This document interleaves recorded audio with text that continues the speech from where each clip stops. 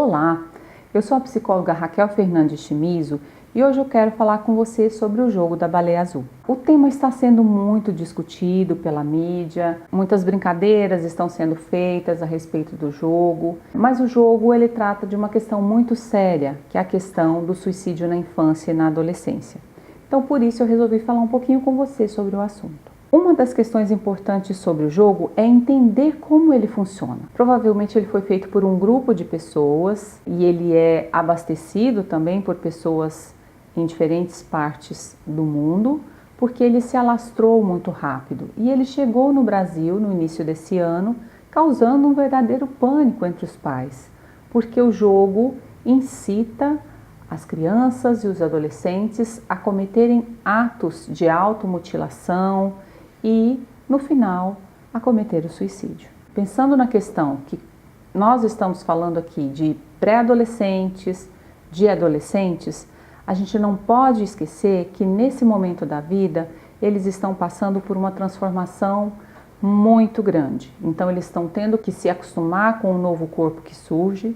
Então a cada dia aparece uma espinha no rosto, um braço fica maior do que o corpo, pelos que surgem, novas sensações. Psicologicamente também são muitas emoções que eles precisam administrar e socialmente também eles precisam descobrir qual é o papel que eles têm agora naquela família e naquela sociedade. Então é um momento onde eles estão extremamente fragilizados e o jogo entra como um importante potencializador para aqueles jovens que já têm algum problema emocional instalado. Imagine um animal, um camarão sem casca. Qualquer espetinho que você colocar naquele camarão, aquele camarão vai ser espetado, ele vai ser machucado, ele vai ser ferido. Então imagine que o jogo é esse espetinho e que o nosso adolescente é esse camarão sem casca. Então é um risco muito grande e para lidar com isso a gente precisa entender um pouquinho mais sobre como funciona. Então vamos lá. Como que funciona o jogo? Para entrar no jogo a pessoa precisa ser aceita, né? Tem um grupo de curadores que vão avaliar. A pessoa pede para entrar no jogo e eles avaliam o seu perfil e vê se você pode ou não entrar. Eles avisam que para entrar no jogo você tem que realmente ter coragem, ou seja, eles instigam os jovens, né, a participarem como um ato de coragem e eles explicam que no final do jogo você vai morrer. E aí a gente fica pensando, nossa, como que alguém pode aceitar um jogo que lá no final ele vai morrer?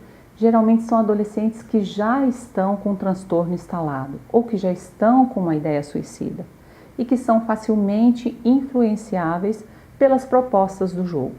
Quem criou o jogo provavelmente são pessoas que entendem sobre a questão do suicídio, são pessoas que sabem sobre a manipulação emocional, porque as atividades que são propostas por esses curadores são atividades que começam de uma maneira sutil, depois elas vão progressivamente aumentando a gravidade, a automutilação, até chegar no ponto final, que é o suicídio. O jogo tem 50 desafios e os jovens têm que provar que cumpriu cada um deles mandando uma foto para esse curador. As atividades que eles têm que fazer são mandadas geralmente às 4h20 da manhã. É um horário que os pais não estão supervisionando seus filhos, é um horário onde a criança acorda, o adolescente acorda no meio da madrugada, ou seja, ele já acorda, né, de uma maneira ininterrupta para poder receber aquilo. Vai sendo moldado através dessas atividades a ter contato com a morte. Algumas das atividades são: olhe para figuras de pessoas morrendo, veja filmes de terror, faça uma figura da baleia no seu corpo, corte seus pulsos, mas de uma maneira leve, que é para que você não morra, suba até um terraço mais alto que você conseguir subir e olhe lá de cima para baixo, depois suba novamente outra vez e deixe as suas pernas penduradas, ou seja, eles vão progressivamente acostumando o adolescente com a ideia da morte até culminar na tarefa final, que é de ordenar que ele morra. Se o jovem quiser parar, ele também não pode, porque ele é ameaçado, a família dele é ameaçada também. Pelo que foi possível você perceber, o jogo é perigoso. Agora, eu gostaria de falar sobre alguns pontos positivos e alguns pontos negativos sobre esse jogo também, porque nada na vida é só positivo e só negativo. De positivo tem que ele trouxe o tema para discussão E o tema do suicídio na infância e na adolescência passou a ser mais discutido pelas famílias. E ele te dá a possibilidade de falar com seu filho sobre isso. E principalmente de criar um canal de comunicação mais próximo e de dizer para ele o quanto ele é importante. Um ponto muito negativo do jogo é que crianças muito pequenas passaram a ter contato com a ideia do suicídio, ou seja, da mutilação, do desafio que é esse jogo, né? Isso é perigoso. E o risco maior é porque se a gente mistura a criança e o adolescente que já está nessa fase onde a curiosidade é muito grande e a impulsividade também é muito grande, as chances de que isso traga prejuízos para eles também é maior. A nossa capacidade de controlar os impulsos, ela só vai ser completamente construída no nosso cérebro aos 18 anos. Então, até essa idade, os jovens precisam ser acompanhados de perto, porque eles ainda não têm total condição de tomar as decisões sobre a vida dele. E o que fazer se você perceber que o seu filho está interessado nesse tipo de jogo, ou se você percebeu que ele pesquisou na internet sobre o jogo, ou se você viu ele falando pelo WhatsApp com algum amigo sobre o jogo?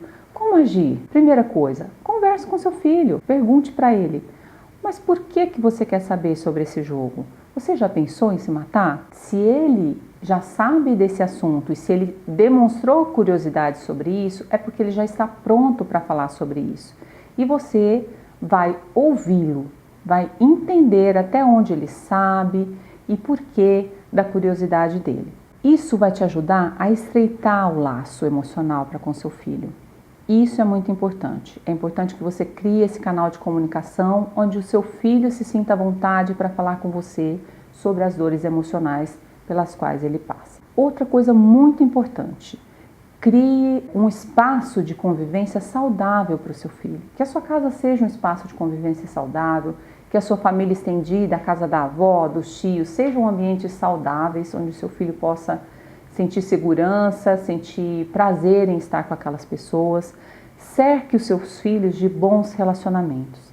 Incentive seu filho a ter amizades reais, a sair do computador, a sair do WhatsApp, conversar com pessoas, a brincar com pessoas que estão ali para trocar com ele diretamente. Não menospreze o assunto, converse com seu filho a respeito do jogo e do que levou ele a ter curiosidade, ou então o quanto ele sabe a respeito. Aproveite para dizer o quanto ele é importante para você, o quanto você o ama, o quanto você quer que vocês estejam sempre juntos. Outra coisa importante: fique de olho na rotina do seu filho, observe mais seu filho.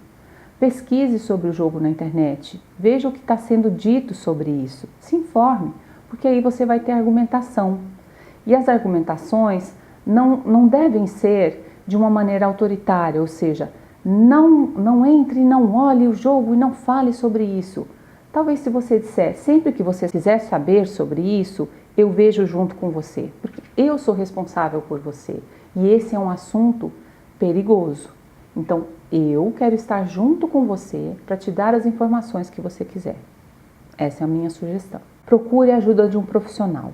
Se você perceber que o seu filho está com alguma dificuldade emocional, está ficando mais isolado, está ficando mais tempo no computador, está com dificuldade de expressar os sentimentos dele, procure a ajuda de um psicólogo. O profissional está preparado para ajudar o seu filho a lidar com isso e a você a lidar com seu filho.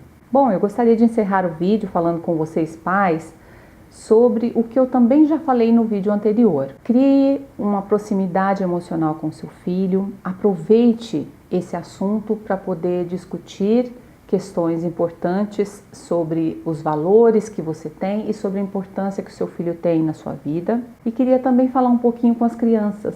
Tem perigos que são possíveis e tem perigos que a gente não deve se aproximar. Esse jogo é um deles. Nem os adultos sabem ao certo o que está por trás de tudo isso. Ainda está sendo investigado, né? Se você quiser saber a respeito disso, procure informação junto com seus pais.